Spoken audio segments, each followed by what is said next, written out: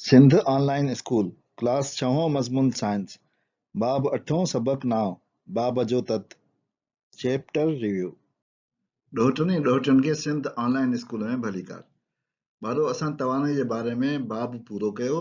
अचो त हिन सबक में असां हिन बाब जो तत कयूं ऐं इख़्तिसार कयूं ऐं ॾिसूं त असां हिन बाब में छा छा पिरायो। ॿारो तवानाई जे बारे में हिन बाब में असां पढ़ियो त कम करण जी सलाहियत खे तवानाई चइबो आहे, यानी the ability to do work is called energy. हर उहा शइ जेका को कमु कंदी आहे उन खे तवानाईअ जी घुर्ज हूंदी आहे। असां तवानाई जा एकाब ॾिठा। खाधे ऐं जिस्मानी तवानाईअ जो एको जेको आहे उहो आहे किलो कैलोरीज़ या कैलोरीज़, बैन उल अक़वामी सिरिश्ते में जूल या किलो जूल, ऐं बरक़ी तवानाई जो किलो वाट आवर या वाट आवर।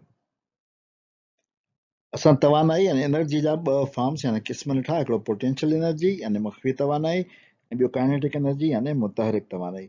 मुख़फ़ी तवानाई लिकल हूंदी आहे, उहा उनजे करे हुनखे मुख़फ़ी चइबो आहे, ऐं मुतहरिक तवानाई साम्हूं ज़ाहिर हूंदी आहे ऐं उहा हरकत में यानी चुरबुर में हूंदी आहे।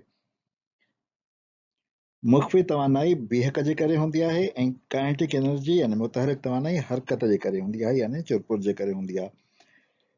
मुख़फ़ी तवानाई यानी पोटेंशियल एनर्जी लिकल हूंदी आहे ऐं मुतहरिक तवानाई काइनेटिक एनर्जी ज़ाहिर हूंदी आहे। पोटेंशियल एनर्जी मथां है ऐं माए जे मुताबिक़ हूंदी आहे, यानी केतिरो तव्हां मथे खणी वियो ऐं केतिरो हुनजो मायो हो उन हिसाब सां हूंदी आहे। पर मुतहरिक तवानाई रफ़्तार ऐं माए जे हिसाब सां हूंदी आहे।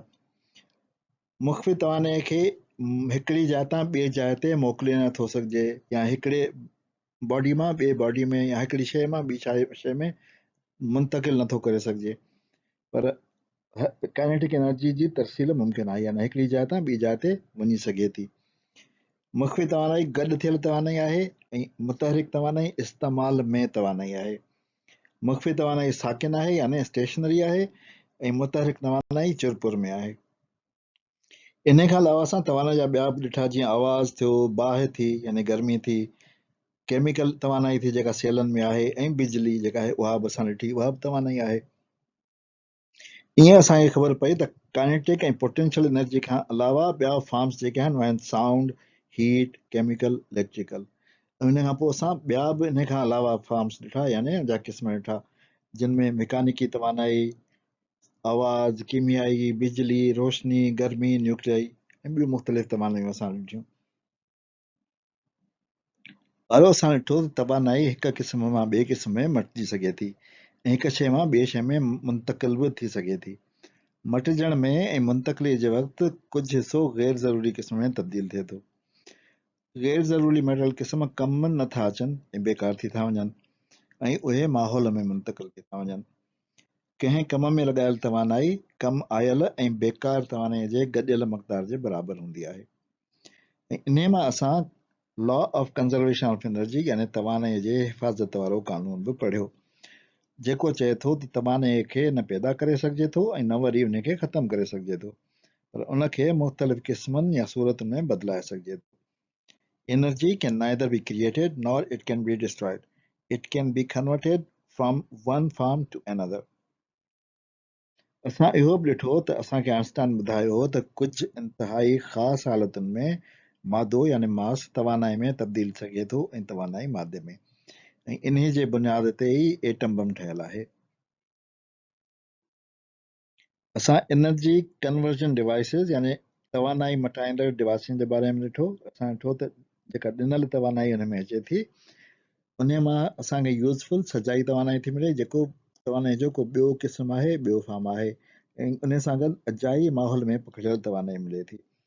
असां ॾिठो त जीअं पखे खे असां बिजली जी तवानाई ॾिनी, उन मां असां मैकानिकी हवा तवानाई हासिलु कई हवा जी सूरत में, ऐं उन सां गॾु मैकानिकी खां पोइ हवा जी तवानाई, उन सां गॾु जेको आहे उहो आवाज़ बि थियो ऐं थोरी गर्मी बि थी। अहिड़ी तरह टार्च में कीमियाई तवानाई असां सेलनि जी सूरत में विधी, उहा बिजलीअ में तब्दील थी, उन खां पोइ रोशनी जी तवानाई में, ऐं उन सां गॾु थोरो थोरो गर्मी बि थी। असां इहो बि ॾिठो त गाॾीअ में मुख़्तलिफ़ क़िस्मनि जा डिवाइसिस लॻल हूंदा आहिनि, इहो को हिकिड़ो डिवाइस न आहे, पर जेका उनजी ख़ासि मेन इंजन आहे उहा असांजी कीमियाई तवानाई खे, जेका पेट्रोल जी सूरत में आहे, मैकानिकी तवानाई में तब्दील कंदी आहे।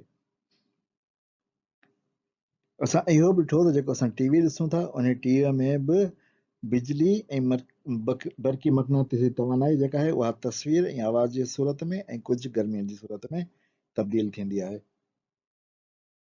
असां इहो बि ॾिठो त तब्दीली ऐं तरसील जे अमल में तवानाई जेका अजाई वञे थी उहा सजाई तवानाई खां वधीक आहे। असां ॾिठो त जेकॾहिं असांखे को अहिड़ो बल्ब ॿारणो आहे जंहिंमें असांखे 2 यूनिट तवानाई रोशनी खपे त उन लाइ असांखे 100 यूनिट कीमियाई तवानाई इस्तेमालु करणी पवंदी।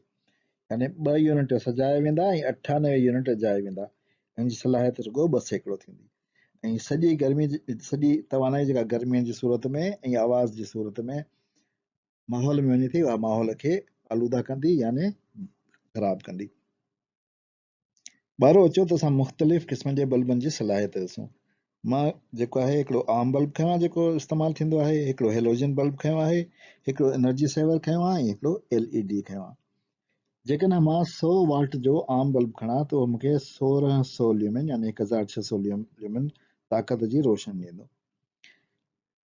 ऐं मूं जेके ॿिया बल्ब खयां आहिनि उहे बि अहिड़ा ई खयां आहिनि जेको मूंखे ओतिरी ई रोशनी ॾींदी यानी 1600 ल्यूमेन।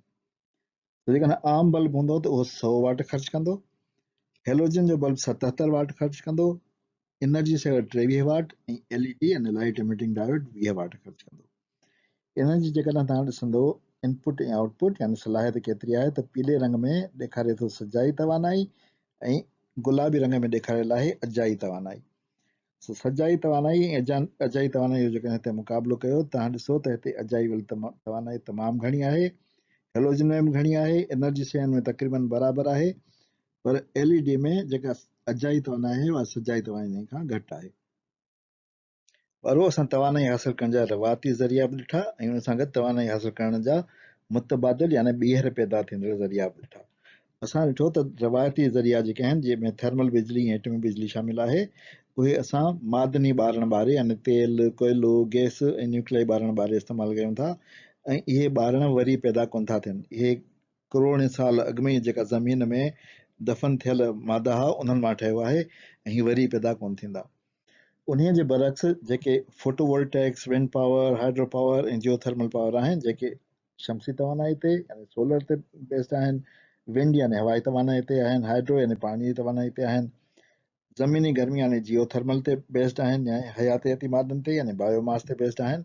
उहे अहिड़ा ज़रिया आहिनि जंहिंमें तवानाई जा ज़रिया वरी वरी पैदा थियनि था, उनखे वरी वरी इस्तेमालु करे सघिजे थो। उहे ॿीहर पैदा थींदा रहनि, उहे दुनिया मां ख़तमु न थींदा।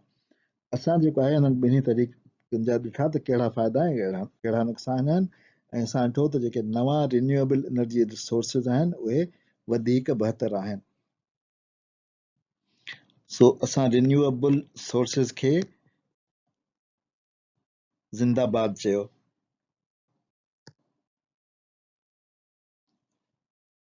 असां इंसानी जिस्म में यानी पंहिंजे जिस्म में तवानाई जो बि हिसाब किताब ॾिठो त कीअं तवानाई आहे ऐं कीअं उहा कन्वर्ट थिए थी। असां ॾिठो त असां खाधे जी सूरत में केमिकल एनर्जी हासिल कयूं था जेका ग्लूकोज़ लैक्टिक एसिड ऐं पाणी वग़ैरह में हिते शामिल आहे ऐं इहे शयूं असांजे माइटोकॉन्ड्रिया में मेटाबॉलिज़म जे करे ATP ठाहिनि थियूं जेको तवानाई जो ज़ख़ीरो आहे।